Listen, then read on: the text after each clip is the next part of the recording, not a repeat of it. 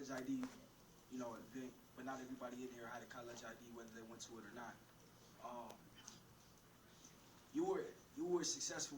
You know, you were getting money before the rap game, and I don't feel like everybody that goes to college is necessarily successful. And I feel like a lot of people that never went to college are still successful.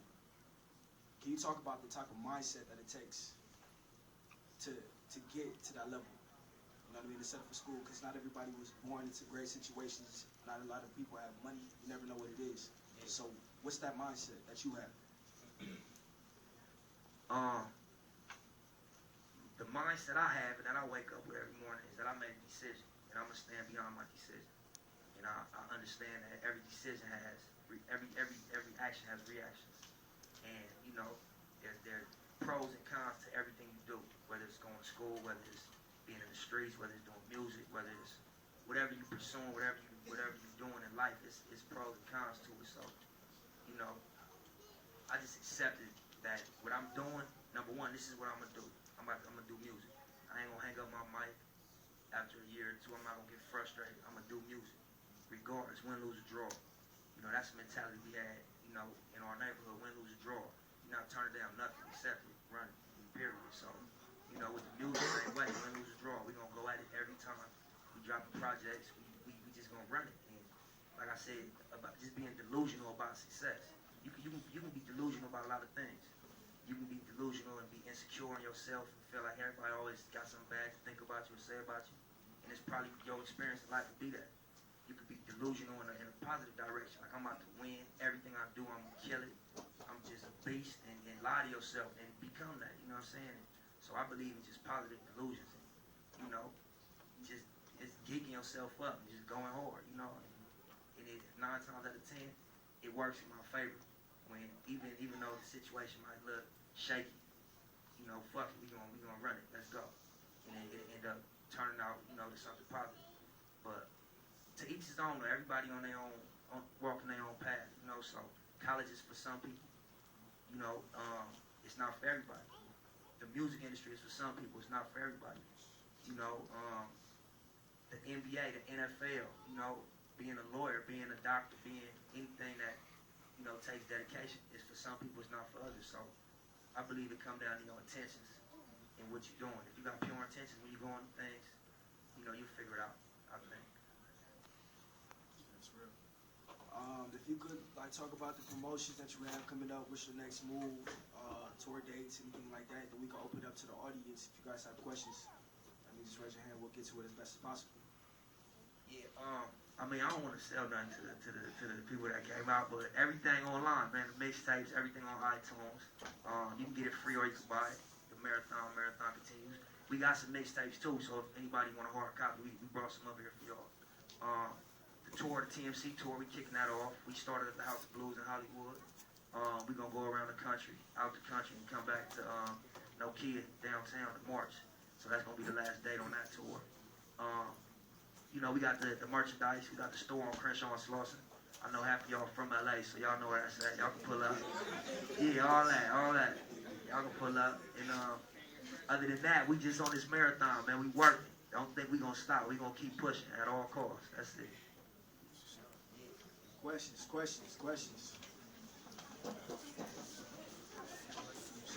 Hold on.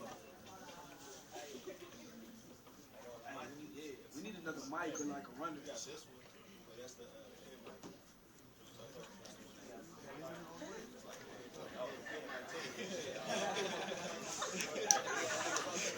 First of all, give it up for that interview Jason just had.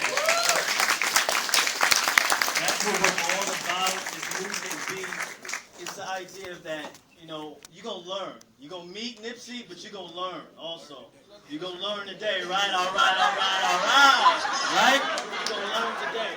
So we're going to take a few questions, and then we're going to get people lined up so you guys can meet Nipsey. So there we go. Anybody in the audience have questions?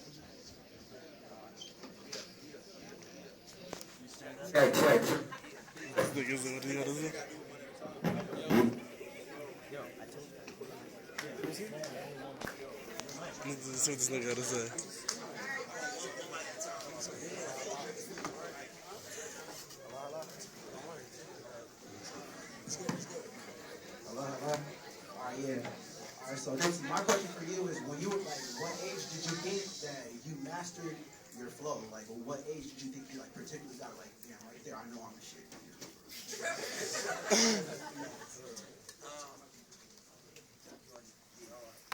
I mean, I still feel like I'm mastering my flow. I feel like I caught my swag a lot of times in the studio, and I turn into projects and songs. But you know, you always, as somebody that's creative, you know, feel like you can do better, you can get better. So I feel like I'm still mastering my shit and getting it together, you know, off top.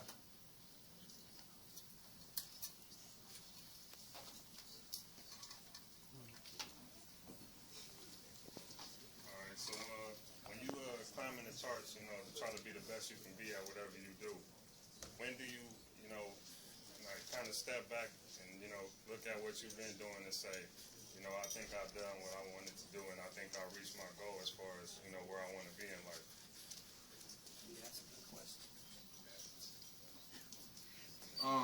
That's a good question, my nigga. Really, me personally, yeah. I feel like a lot of times you'll set a goal, and I didn't came to a point where I feel like I've reached the goal that I set, and that's dangerous to me. That's a dangerous spot to be at, because you can get comfortable and feel like you've done something. So immediately I'm gonna set a new goal and just throw a Hail Mary 100 yards down, like I want something ridiculous, you know, just until my mind turns that goal into something feasible or something that makes more sense in the direction I'm going. But I feel like you always got to set new goals, because, you know, why stop? You going to stop when it's over with. This life, you know, while you breathing and able body and can get up and do something. Like, that's my motivation, like, to achieve goals every day. When I wake up, to know that, yeah, I did that. You know, I'm on my tip. I'm going hard right now. I'm knocking shit back. So I done been there. Like, I done felt like, all right, shit, I got a record deal. You know? Like, that was my goal for a long time, to get a record deal. And I got one and was like, shit, well, go hard now. You in this shit, you might as well turn it up. You know, it was points in time like, I want to be the hottest nigga in my neighborhood. Then I want to be the hottest nigga in LA. I want to be the nigga that everybody say the hardest nigga in LA. Then I want to be the hottest nigga just rapping, period. Then I want to be the hardest one to ever do this shit. And I ain't reached that level yet. So them just, like, I got goals, long term, short term, you know what I'm saying, and overall where I want to be when it's over with. But I also felt like I was at a point where I did something and got comfortable, and then had to catch myself a month or two later, like, you tripping, get back on your tip, turn it up, set a new goal, you know, hang something on the wall or something, you feel me? Yeah. Got a couple more questions.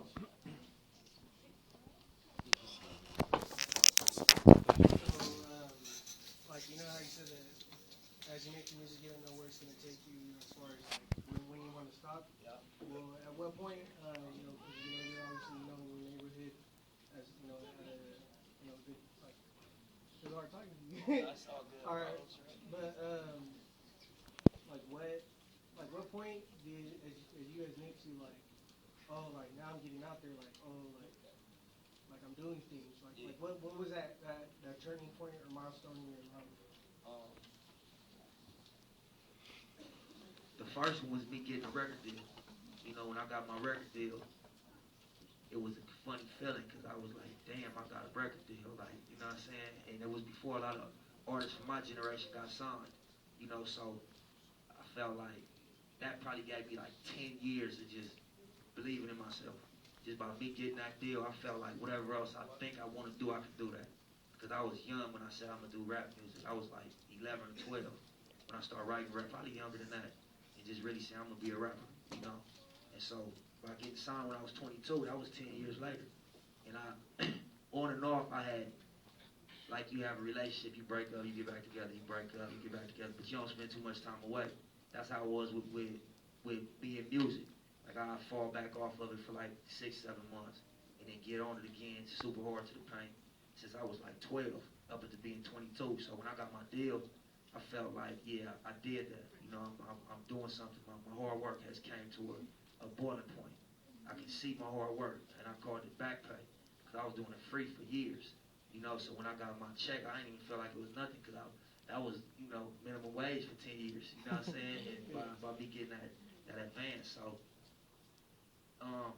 I call that looking down though. Like I don't even believe in just tallying up all your accomplishments and all that. You can gas yourself up and think you've done something and you really haven't. And it's sky's the limit.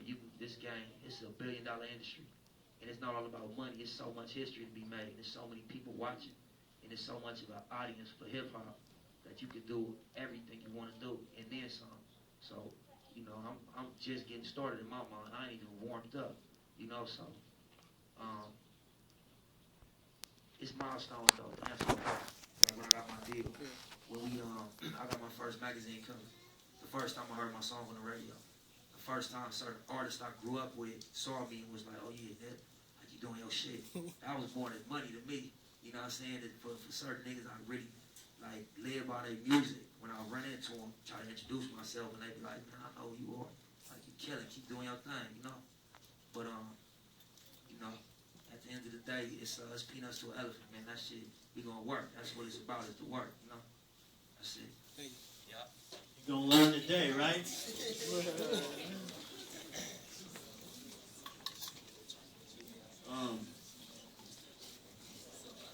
I was wondering more about like your strategy and like how you're gonna make it. I'm sure you have a plan in order. A lot of people that's come up in like the last couple of years have done like a lot of features.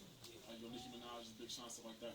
I know you made like a little joint on your current project that you're not really doing features, even like you have the money, something like that, or something like that. I'm not sure what you said, but something like that. Right? Right. So is that really your strategy, or is that just like something you said? Or?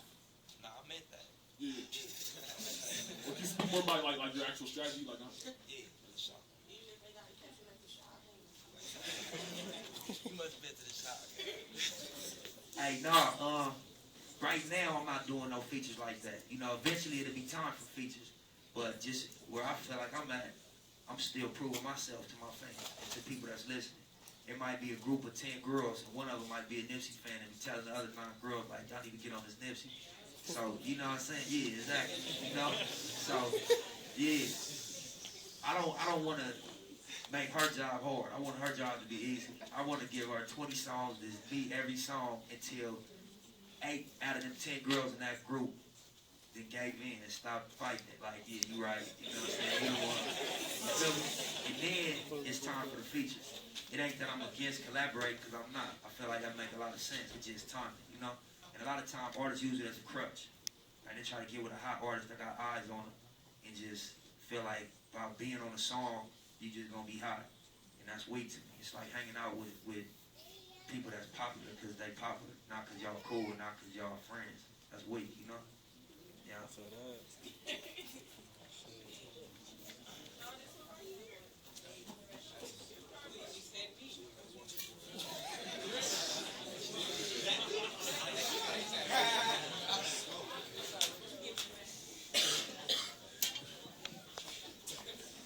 Hello, Nipsey. How you doing today? Fantastic. Thank you very much.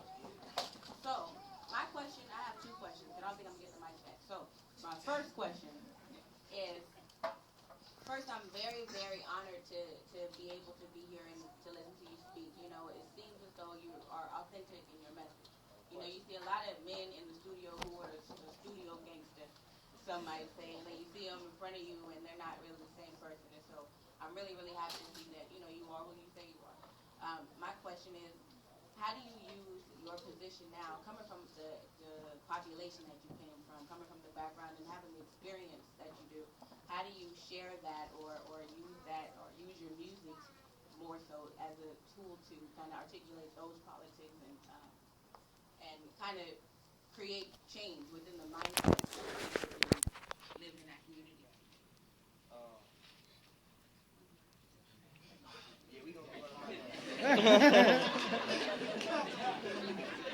She really didn't want to get back though. First off, good looking out. I appreciate you too. But I feel like it ain't nobody's job as a musician to do nothing but tell the truth, you know? So however you feeling, just be honest about that. I'm just somebody that's interested in certain things that I rap about. It's certain records where I speak on certain things, and it ain't because I feel like you're supposed to because you're a rapper. It's just that's what I be interested in. And that's what, you know, has caught my attention. And that's the way I feel about certain things. And so, you know, like my early music, a lot of time I got criticized because they was like, oh, you advocate gangbanging. But that wasn't what my intention was. I was just speaking to a smaller audience. You know, I was out the trunk on Crenshaw and Slauson with my mixtape, so I was talking to the people that I ran into every day. And the lifestyle we was living when it was like that was what you hear on the record. Not saying me personally was doing everything I was rapping about. No, we're not saying I was rapping about purely negative things. But the stuff, the content in my early records was what was going on. And it was me speaking to the audience that I had action at. You know what I'm saying? The people that I was putting my CD in their hand every day. I'm tailor-making my music for the people around me. So that when they get it, I used to tell niggas, throw it out the window this week. That was my sales pitch, huh, man? That's $5. Man, you can have it. Just, if it's boo-boo, throw it out the window. And by me telling them that, they'll be like, oh, I'm going to listen to this nigga. You feel me? And so I would want to make sure if they gave me 10 seconds of their time or 3 minutes of their ear, that I would speak directly to them. You know, that's why a lot of that stuff was, you know, tailor-made to young people in the streets of LA. But as my audience grew, and I go to certain concerts I throw, and I see a totally different demographic in the venue, I got to speak to that audience, and I still have to be myself, you know. So that's why you might hear a different style of song on my latest project or projects that have been since I've been mildly successful in the game, and my base has grown a little bit. You know what I'm saying? So at the end of the day, like I said, to me, it's just about, number one, being honest, number two, entertaining people and giving people music that, you know, they could be moved by and that they could feel that it got value. That a week later, they're not going to throw it, you know, delete it off their iTunes and forget about it. You know what I'm saying? Now, your second question. We got to get her the mic back. Always got my back.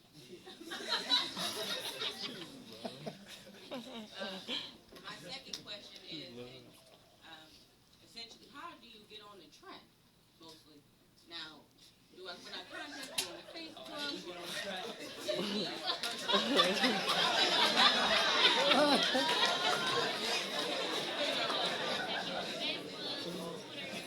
I know you get approached by people all the time, but I got a college education. I'm Hey, Deshaun, you better get on there. You better speak on that, man.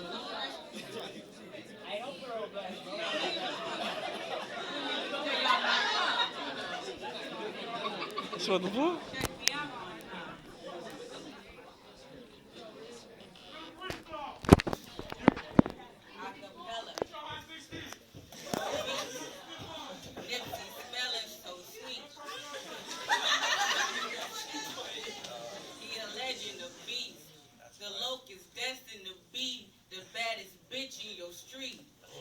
I'm the fire. Someone put me out. Wear an owl because I never sweat my edges out.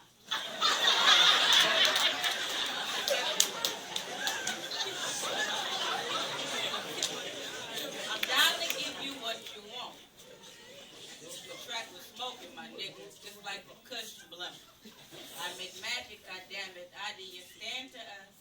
Stick niggas high to the planets that Cali cannabis.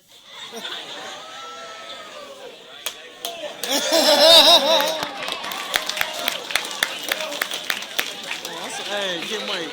Hey, get Mike. He's on the good. That's something like that. Give it up for that. Give it up for that.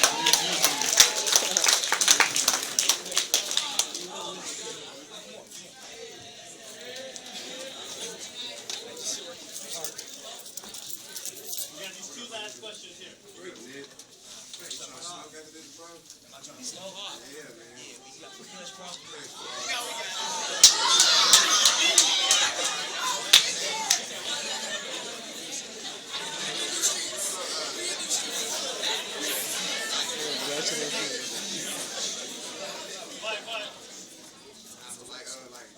What artists and shit you used to listen to when you was coming up, you know? Like, you know how artists, like when you rap and shit, like you got a lot of stuff that you incorporated with when you was younger and shit. Like, what niggas was you listening to that inspired you in your raps? Like, you know, niggas you look up to and all that shit.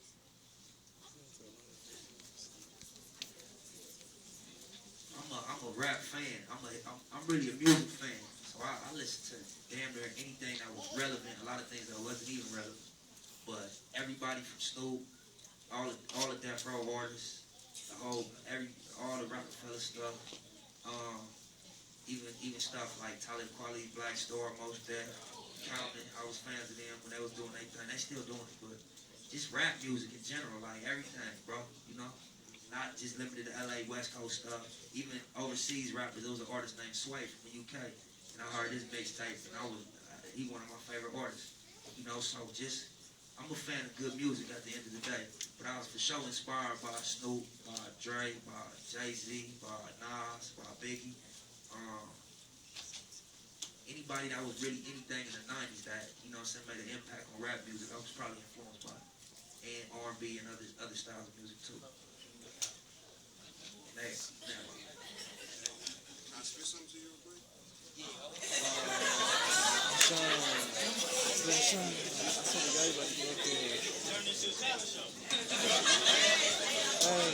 Hey, raise your hand there, but you go, nice, please. Raise your hand, go, nice. My style is ridiculous. Yeah, I know you feeling this. Young nigga drop balls sweet like licorice. My chain looking pissed. Yellow diamonds in that motherfucking Master P chain for my nigga Wiz. Yeah, nigga jizz. All over the track. That's why this rap name spin motherfucking kids. Yeah, I know a nigga nasty. Going up against Ed Fred like blasphemy. I don't blast the heat. I ran the beat. In your ear to your throat, fresh cash in me. Yep, I know a nigga cocky. Beat come through your speakers hitting like Rocky. Surrounded by ice, you nigga playing hockey. Gold chain with black diamonds for 80 grand shocky. My car kind of beefy, it's kind of stocky. It's a new age of old technology like floppies. What's up? Hey, how you doing?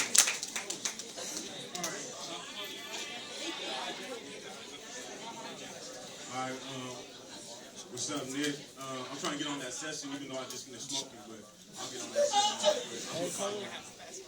But shoot, I don't even need a mic, so I was gonna ask you on the cipher with niggas real quick, but shit, everybody see the flows, I'm just gonna go.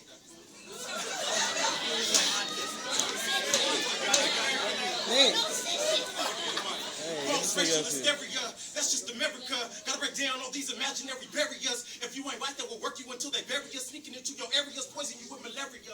But that's conspiracy, niggas, so it ain't matter much. So when the niggas in office, they shut that nigga up. So Mr. President, isn't it rather evident they want nothing to do with you? You fucking up their precedents, huh? So let me shuck and jive and rap about some fly shit. Snap back, Louis belt. Ask me why, bitch. It's all material. Money hoes be the pinnacle. Constant shit, if you want it, they labeled you hypocritical. But now you winning, they throwing you pretty women and keeping your pockets lined with slave masters that raped you women. See how they grinning, they trap you up in their system and bragging it to their children. He's a nigga. Simpson.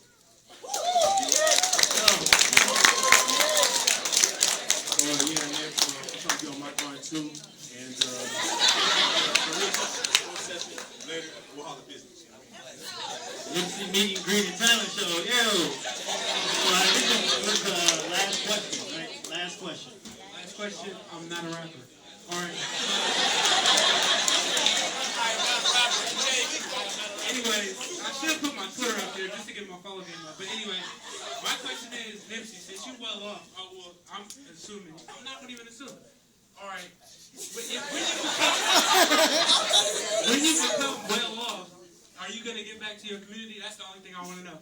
Just because you know you rep neighborhood, so I'm just saying, like, as a community, you feel like that's where your art is at. Besides, is it Eritrea? Besides Eritrea, do you feel like you should get back to neighborhood? Like, as in, you know what I'm saying? As in, you know, where the money's at. I mean, for one, it ain't no one person that you could give something to and then be like, this is for my neighborhood. I'm going to give you some money, and this is me giving back. You know what I'm saying? So I feel like we give back every day, you know what I'm saying, by being around and by, you know what I mean, being available. And, you know, it's time and energy, you know what I'm saying? And eventually, I would like to do a lot. I wouldn't go on the record and say, I'm going to do this when I get this amount of money. But it's in my heart to, build a bridge and throw a rope down. That's what I believe your job is. As you move up, just throw a rope down. If it ain't nothing but giving somebody some good advice. A lot of time I asked somebody how to get money when I was coming up, they wouldn't even tell you. They'll hide game from you. Wouldn't even lace you on how to get some bread. I don't want no money. Just give me some, point me in a direction. What you doing? Because it's looking like you're doing something. And a nigga just brush you off because, you know, it's a mentality we got. That, you know what I'm saying? Like, it ain't enough success for everybody. Or it ain't enough money for everybody. But, you know, I would love to do a whole lot.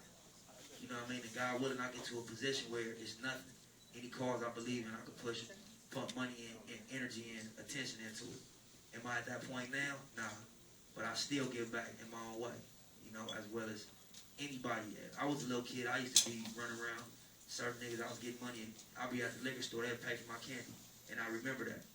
You know what I'm saying? So little things count too. You feel me? So I'm still around, and I'm still 100. And you know, my homies is my homies. Period. You know, if it don't get no bigger, you know, and it'll be shown in my demonstration. Demonstrations speak louder than conversation. You know. Yeah.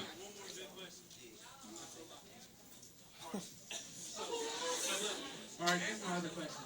As a rapper, as how far you made it, you know, you've been around, you've talked to other artists, seen other artists that are big right now. What would be your advice to all the rappers, that people that rap, to really push themselves to get to your level? Like, just like, because, you know, people don't really have they mindset, who to talk to, you know, they hustle out the back of their trunk and try to sell their CDs, but what did you go through that really was like a key point for you to get to where you at now, to get good quality tracks, not a muffled sound, to really put your time in the studio to have good quality tracks, so where you could be at, where you at right now?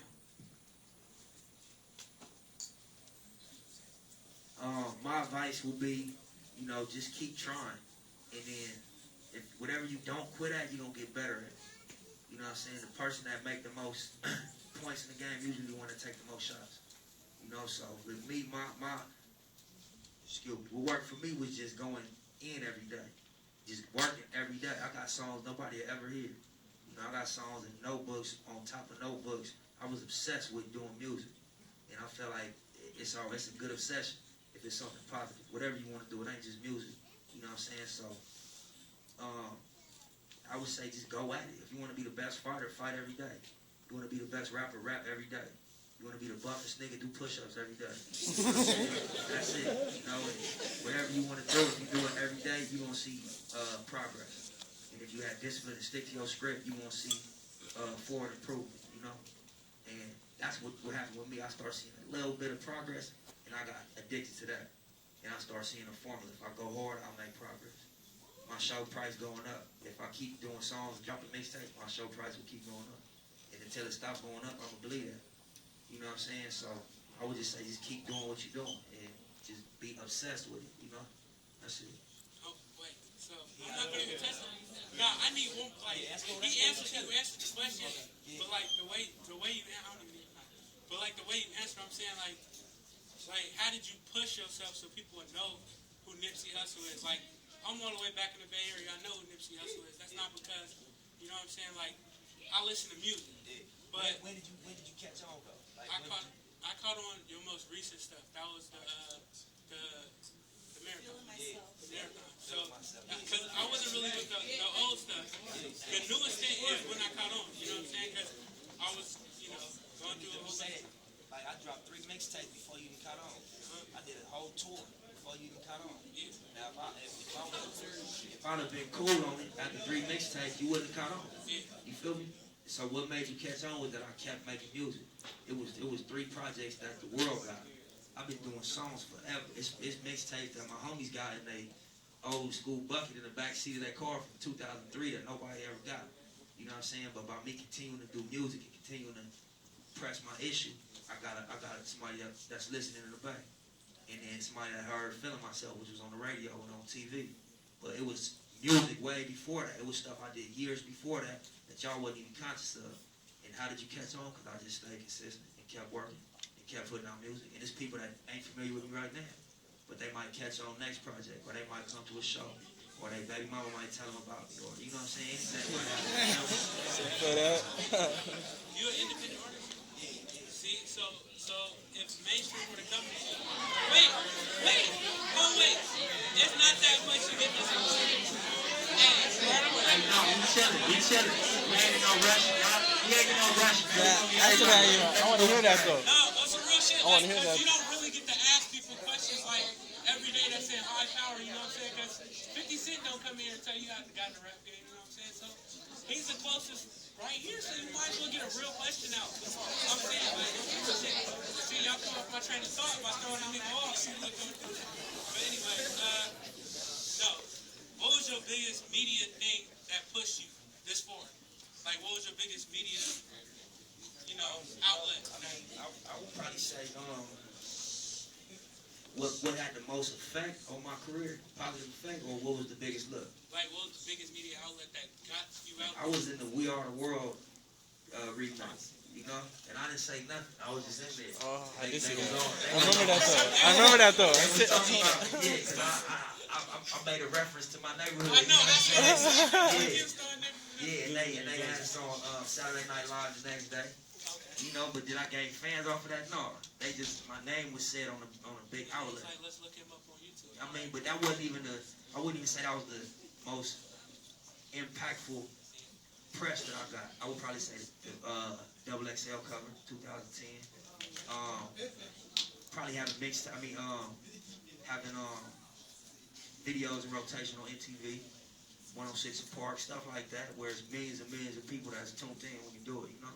But what helped my career the most was putting out free mixtapes via my Twitter. That's it. That's the main bottom line for the progress that we made, is putting out music for free, you know, and giving people good music for free. That's more than any radio song, more than any interview, magazine, video, any of that. It was putting out music. That's it. But did you have like a group of like role people that you needed to get you to that point, or was it by yourself? Yeah, hell yeah. You ain't gonna do nothing by yourself. You know what I'm saying? It takes a team, and then it takes somebody with a little bit of sense to pick the right team. You know what I mean? Because a lot of times you'll have a team that's just a gang of people. But if you got people that play good, that are specialists in what they do, you know what I'm saying, and or the position that they play, they're the best at that, it'll reflect in the bottom line of the movement. It'll be seen. Like I got a person that I work with on all my photography, all my designs, all my online, anything with my name and face on it, they design it. Anytime you see a picture of me, they take the picture.